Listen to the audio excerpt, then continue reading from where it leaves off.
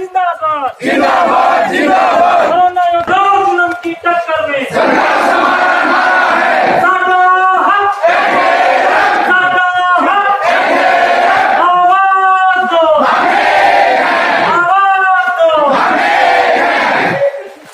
दीदी है मुर्दाबाद मुर्दाबाद मुर्दाबाद। हमने कहा सुपर निगम दीदी है मुर्दाबाद मुर्दाबाद मुर्दाबाद। कोरोना विरोधी वापस निगम दीदी है मुर्दाबाद मुर्दाबाद मुर्दाबाद मुर्दाबाद मुर्दाबाद मुर्दाबाद मुर्दाबाद। आए तो सरकार मुर्दाबाद मुर्दाबाद मुर्दाबाद। और तंत्र परिवर्तन करने सरकार मुर्दाबाद मुर्दाबाद मुर्दाबाद। ये सही में भी तू क्या दूधी करने वाला मुर्दाबाद मुर्दाबाद मुर्दाबाद। तंत्र परिवर्तन सरकार मुर्दाबाद मुर्दाबाद मुर्दाबाद। कौशल निगम मुर्दाबाद मुर्दाबाद मुर्दाबाद। शोषण नहीं चलेगा नहीं चलेगा नहीं चलेगा। शोषण नहीं चलेगा नहीं चलेगा नहीं चलेगा। कोविड के साथ खोजने वाला दीदी मुर्दाबाद मुर्दाबाद मुर्दाबाद।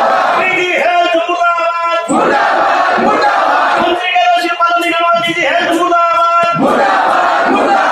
दीदी हेल्थ हो बर्बाद हो बर्बाद हो बर्बाद। कर्मचारियों को ड्यूटी पर वापस लो वापस लो वापस लो। कोरोना योद्धा को ड्यूटी पर वापस लो वापस लो वापस लो। कर्मचारियों को ड्यूटी पर वापस लो वापस लो वापस लो। मैं अमित कुमार जी मैं अमित कुमार वरिष्ठ प्रधान स्वास्थ्य टीका कर्मचारी। हमने कल गेट मीटिंग की थी, मीडिया के माध्यम से भी सूचना दी थी, सीआईडी को ब्लॉक किया था कि पूरे राज्य स्तर पे 22 के 22 जिलों में ज्ञापन भेजेंगे सिविल सर्जन के माध्यम से महानिदेशक स्वास्थ्य सेवाएं और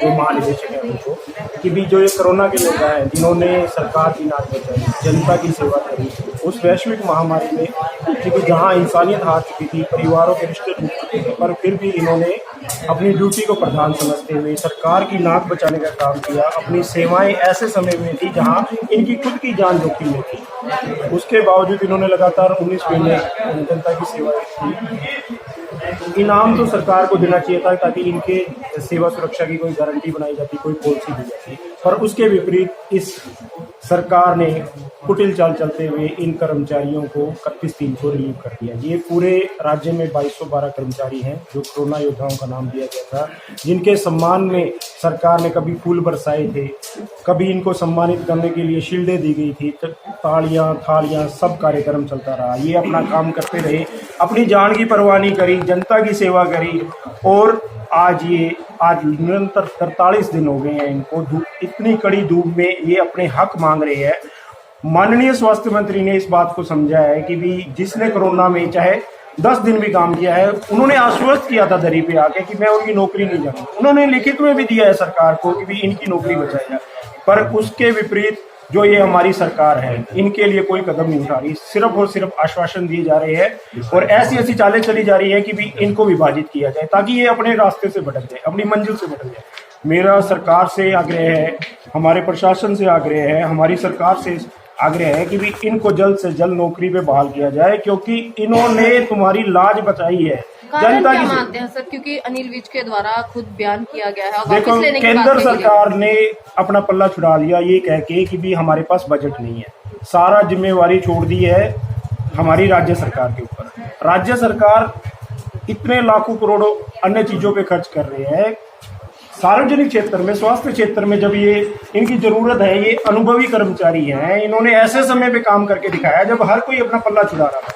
इवन मैं कहूंगा कि भी आगे जो पक्के कर्मचारी हैं वो भी कोरोना से डर के भाग रहे थे, गोलियां से फेंक के मारी जाती थी, कर्मचारी से इतनी दूरी रखी जाती थी, पर ये उनके बेडों पे जाकर बेडशीट चेंज करना, उनका इलाज करना, ऑक्सीजन लगाना, उनको दवाइयां देना, उनका हर तरह का ट्रीटमेंट करना, उनकी जान बचानी, और इनका इनाम ये है कि भी इतनी तपती धूप में ये आज यहाँ दर दर की ठोकरें खा रहे हैं। तो हम चाहते हैं कि भी इनको जल्द से जल्द नौकरी पे बहाल किया जाए। 16 तारीख तक अल्टीमेटम दिया है डीजी हेल्थ को, 16 तक इनको नौकरी में बहाल कर दिया जाए, अन्यथा 17 तारीख को हम आपके वहां आके प्रदर्शन करेंगे। स्वास्थ्य टीका कर्मचारी यूनियन, संबंधित सर्व कर्मचारी संघ और अन्य सभी विभागीय यूनियन इसमें बढ़ चढ़कर भाग लेंगे और इनको इस दुख की घड़ी में हम नहीं अकेला छोड़ेंगे। जन समर्थन भी हमें मिल रहा है, सब कुछ साथ है। सरकार को इनकी बात समझनी ही चाहिए। अगर फिर भी मांग नहीं पूरी हुई तो उसके बाद हम अपनी बैठक करेंगे, राज्य कमेटी की बैठक होगी, जिला स्तर पर बैठक होगी, हमारी कमेटी की बैठक होगी।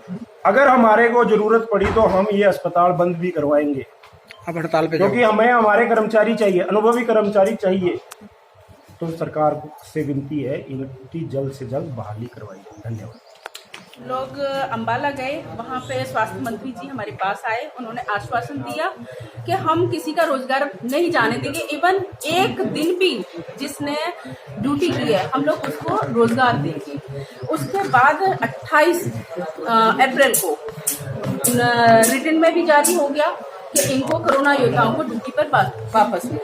फिर उसके बाद में हम लोग फाइल के लिए रिगार्डिंग DMER NHM डिपार्टमेंट में हम लोग जाते रहे, तो वहाँ पे NHM डिपार्टमेंट में कोरोना योद्धाओं के साथ मिसबिहेव किया गया कि यहाँ बार बार नहीं आना है।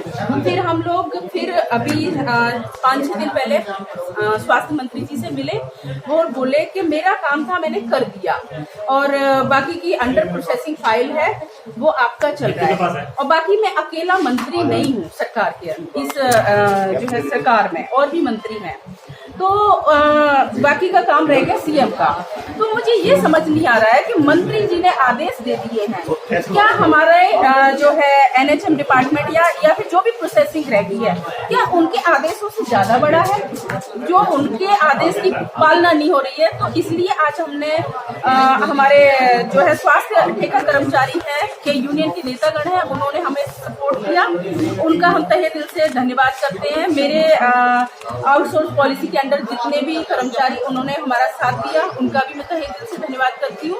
तो आज CMO सर के माध्यम से हम लोगों ने ये आगे के लिए अवगत कराना है कि फिर उसके बाद 17 तारीख को इसी हेल्थ मैडम के पास जाकर के हमने जो है इसकी जानकारी देनी है कि हमारा काम नहीं हो रहा है और हमें ज्वाइन नहीं किया जा रहा है।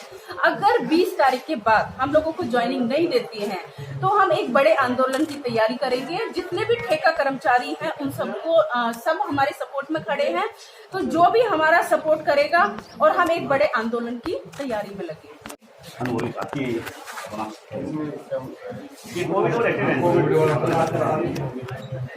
CMO साहब बैठे 10 मिनट लाइन